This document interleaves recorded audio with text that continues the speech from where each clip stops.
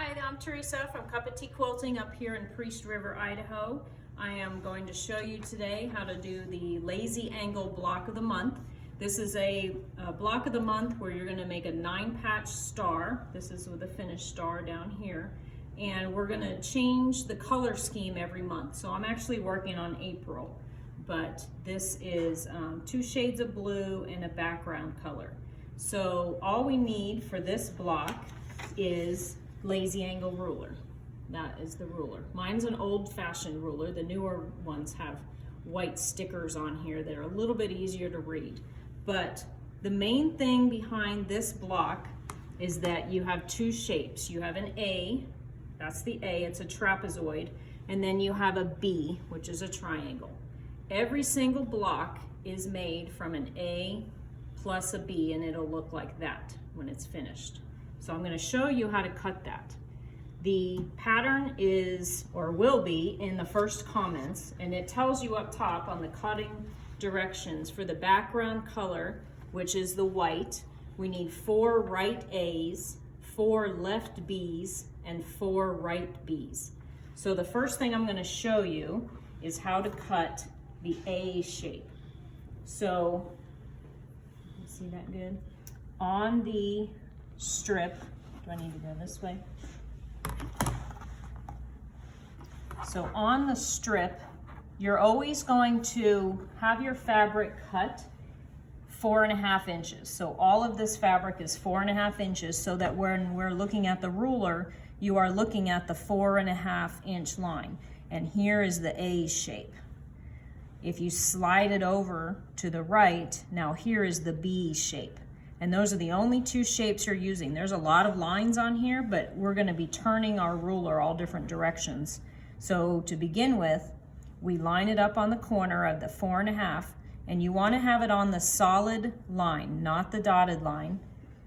And then when I'm cutting, I spread my fingers out, and I'm just cutting on the edge. And I always move the other fabric away. I keep my ruler on top of the fabric where I'm protecting the cut.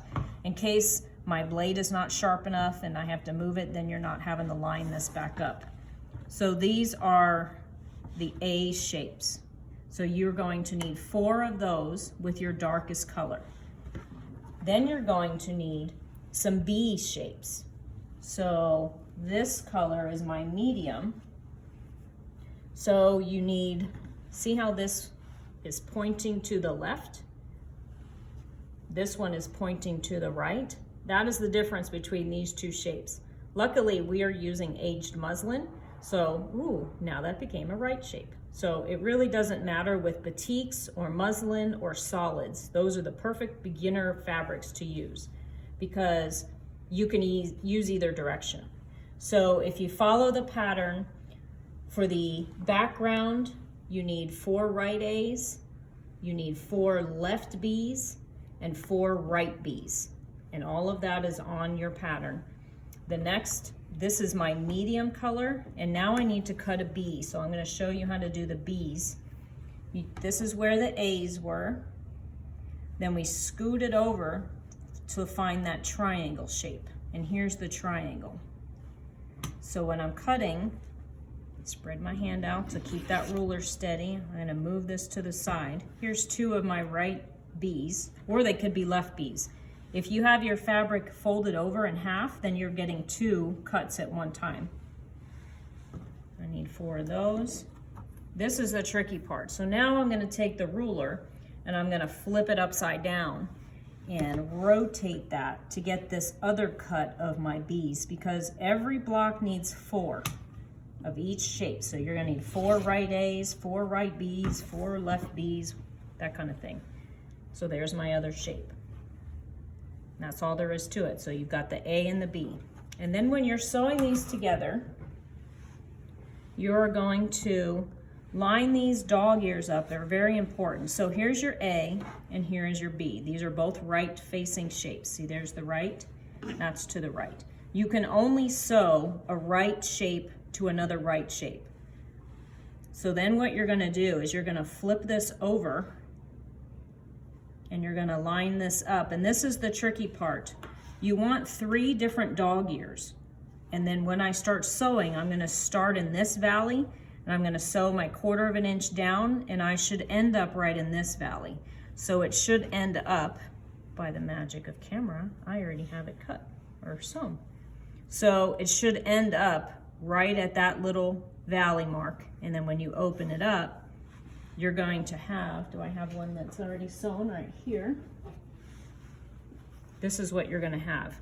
So it lines up along the top, and then you've got a little bit of a dog ear sticking out on either side.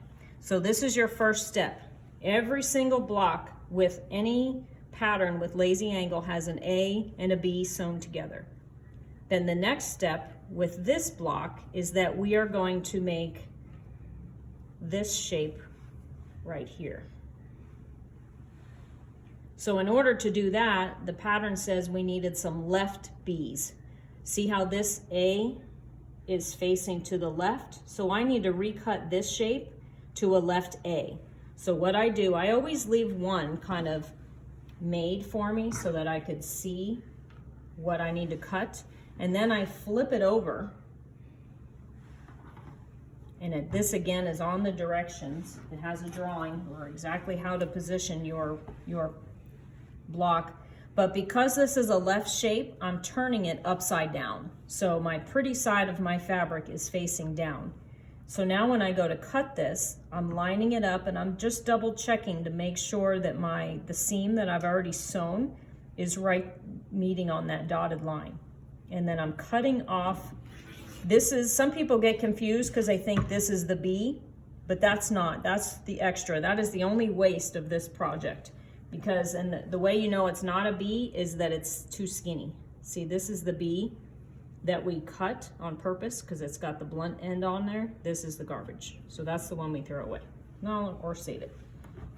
So now, when I'm ready to sew this on here, all I have to do is flip this block over. I'm gonna use that dog ear to help me line it up, and then I'm gonna sew from this line all the way off. And I will usually start sewing where it's least bulk. There's already a seam on this side, so I'm gonna start sewing right here and sew all the way down. And then this block, portion of the block will be finished. The next shape with this block, you need some that have the darkest color as your A. That's what we started with as the first shape I showed you. And then we add one of the white B's to it, and this is what you'll end up with. And then from this part, what I need is a block that looks like this. So see how that's pointed to the corner? These become the corners of your star. So it's the same basic block. This one was pointed to the top, but this one is going to be pointed to the center. And again, look at the directions for how to align your fabric, but this one, because I'm cutting it to a left A, I need the pretty side down.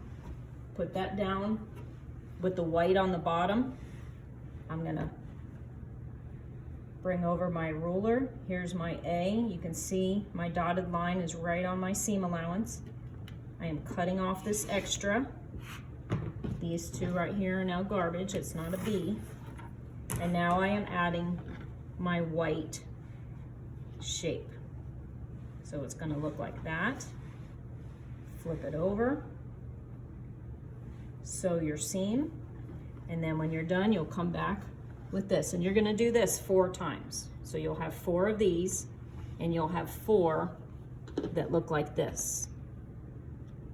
Then the last component is the middle block, which is called a companion block, where you have your darkest color is a 4.5 inch square, and then you need 4 of your mediums, 2.5 inch squares.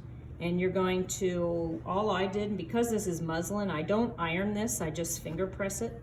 So I've got a crease down the middle. So what I'm gonna do is I'm going to sew right on that line, and I'm gonna do the diagonals, or snowball block is another block people call it. You're gonna sew right on that line, not to the side, right on the line. And then you open that up. After you sew that, it's gonna look like this. And then make sure you trim this extra off. You don't want all that bulk on there. Otherwise you'll have 3 different layers. But I will come back with this middle block all finished, and then I will show you how to put it all together. Okay, so we're back with all of our pieces. So this is the square in a square block. That is the center. The dark blue are the pointy out guys, and then we've got the middle. And you're just going to sew this together just like a regular 9-patch. So make sure when you're doing this part that this kind of comes out. The points point out like that. So I will take this to the sewing machine, but you're mainly just flipping these guys over, and they should all be 4.5. I've had some people in classes that have messed up the pressing. I don't press or iron anything until it's finished. I finger press because we're using aged muslin, which are a little bit stiffer, have a little bit of a coarser feel to it, and so it takes really nice. Then I'm not messing anything up by stretching it out. So I'm going to take all of these over and flip it over, and I like to do it where I can see the points so that when I'm sewing this side, I'm going to sew down so that I don't lose that point, and sew all the way down there. So there's one pair, and then this one. So I'm going to take this over to the machine, and I will come back with it all done. Okay, here's the finished block. It should measure 12.5 inches. I have not pressed it yet, but there you go. 9-patch. This is a companion block in the middle with a square and a square, and then the rest were all lazy angles. So give me comments if you have questions. You can also go to my Facebook page. I have a whole group that's called Lazy Gals that has lots more videos on this particular ruler. Again, it was the Lazy Angle Ruler by Creative Grids that you can get at my shop. My shop is Cuppa Tea Quilting in Priest River, Idaho. My website is cuppateaquilting.com. And I'm Teresa. Thanks for watching.